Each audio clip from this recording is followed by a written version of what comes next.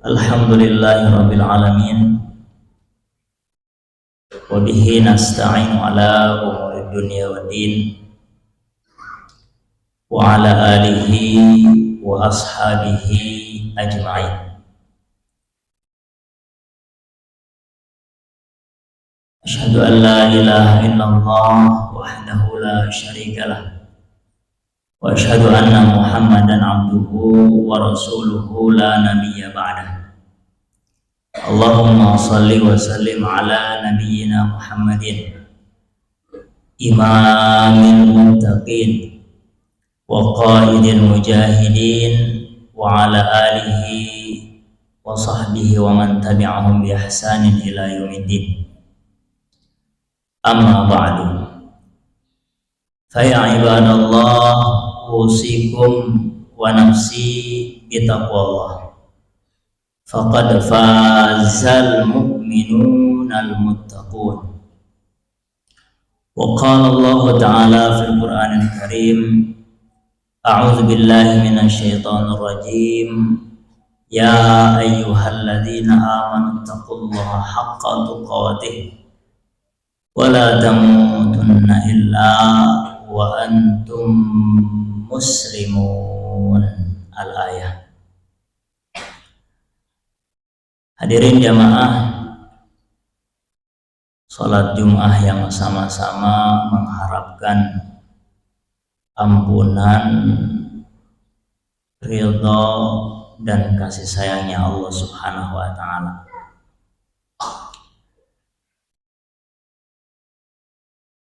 Perlu kita memahami,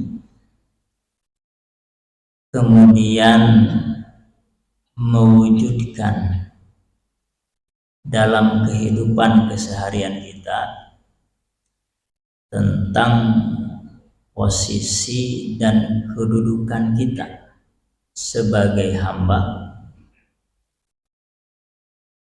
serta posisi dan kedudukan Allah sebagai Rabb. Seorang hamba melekat padanya sifat-sifat kehambaan. Apa di antaranya? Seorang hamba itu dhaifah. Wa khuliqal insanu dhaifan. Seorang hamba itu lemah, maka seyogianya dia berusaha untuk mewujudkan penghambaannya dalam bentuk pengakuan diri bahwa dia lemah, tidak memiliki daya dan kekuatan kecuali diberdayakan dan dikuatkan oleh Allah Subhanahu wa ta'ala. Seorang hamba itu memiliki sifat fakiron, butuh, fakir kepada Allah Subhanahu wa ta'ala.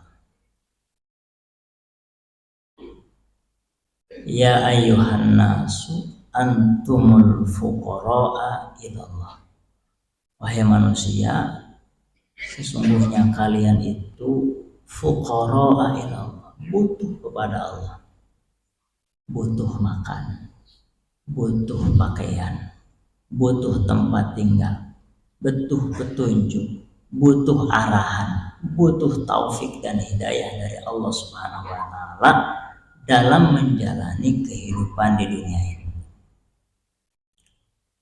Maka seorang hamba seyogianya berusaha dan berupaya merealisasikan sifatnya tersebut sebagai orang yang fakir, butuh kepada Allah. Sifat hamba yang lainnya adalah tidak kuasa, sedangkan Allah kuasa. Ketika baginda Nabi Muhammad SAW mengajarkan doa kepada para sahabatnya, doa istikharah, Di dalam rangkaian doa itu ada ungkapan anta takdiru wala akdiru. Engkau Allah maha kuasa, sedangkan aku tidak kuasa. Kita tidak bisa mendetakkan jantung kita sendiri, mengalirkan darah kita sendiri, memfungsikan organ-organ tubuh kita sendiri. Padahal itu melekat bersama kita. Itu bukti bahwa kita tidak kuasa, tidak mampu. Bagaimana yang di luar kita? Maka seorang hamba seyogianya menyadari akan sifatnya ini, sehingga jangan pernah ada terbersit di benaknya dia mampu, dia bisa, dia kuasa. Tidak ada. Mengangkat kakinya saja tidak bisa, karena sesungguhnya pada hakikatnya itu diberdayakan dan dikuatkan oleh Allah Subhanahu wa Ta'ala. Kemudian seorang hamba itu melekat sifat padanya, yaitu sifat jahula, bodoh, tidak tahu, tidak mengerti.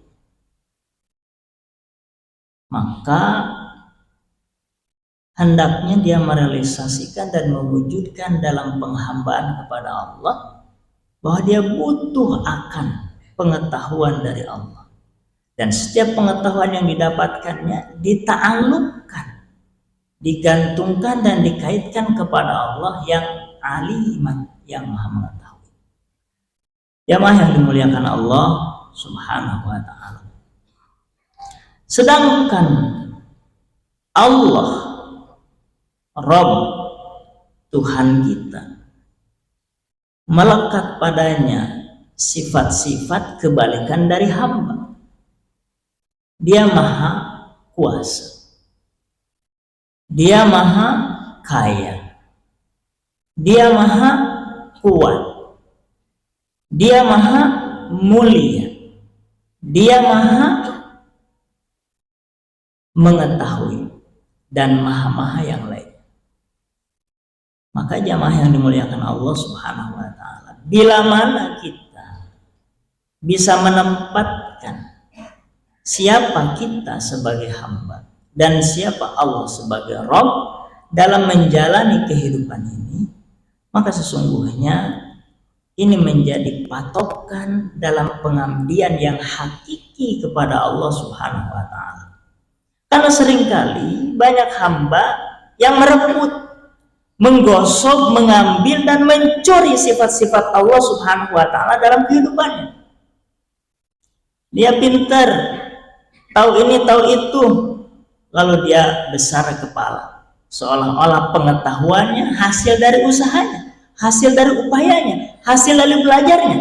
Padahal kalau saja satu saraf dari otaknya Allah cabut, linglung dia, bingung dia, dan dia tidak ta'alluqkan pengetahuannya itu kepada Allah, justru dia ta'alluqkan kepada dirinya, kepada usahanya, kepada upayanya, kepada ikhtiarnya, lupa bahwa itu karunia dari Allah Subhanahu wa Ta'ala.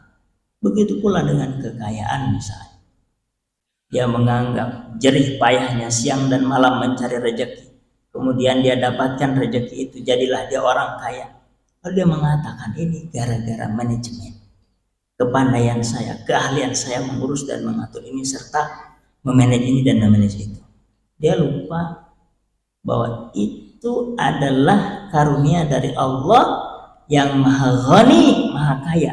Karena pada hakikatnya dia adalah fakir, lemah, butuh kepada Allah.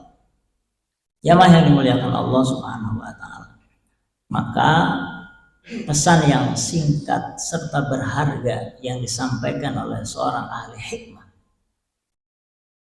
yaitu Ibnu Athaillah As-Sakandari, beliau mengatakan dalam kitab Al-Hikam, kun bi awsafi rububiyatihi muta'alliqan,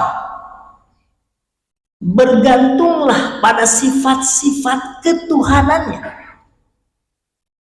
wa bi awsafi ubudiyatika mutahaqqiqan, dan wujudkanlah sifat-sifat kehambaan. Maka jemaah yang dimuliakan Allah Subhanahu wa taala, bagaimana mengaplikasikan ungkapan hikmah ini?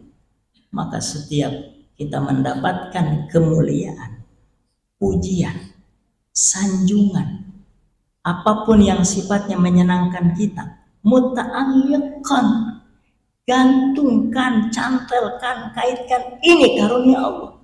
Karena kita ini sesungguhnya tidak layak untuk menyemat itu. Kenapa? Karena pada hakikatnya kita ini hina, sedangkan yang mulia adalah Allah. Hanya karena satirnya saja, penutup kemuliaannya saja yang ditutupkan kepada kita, sehingga kita nampak mulia di hadapan orang. Seandainya itu satirnya, tabirnya dibuka, maka malu kita. Malu kita. Seandainya itu dosa, kesalahan, kekhilafan punya bentuk, punya warna, punya aroma, tentu tak seorang pun di antara kita berani keluar dari rumah. Bahkan semua orang barangkali mengunci diri di kamarnya karena malu dengan dosa itu. Kalau tak ada orang menyanjung, memuji, memuliakan, karena Allah tutupi aib-aib kita dengan kemuliaannya. Begitu pula dengan yang lain-lain. Ya, kita tahu ini, tahu itu, maka cantolkan ini adalah karunia dari Allah Subhanahu wa taala.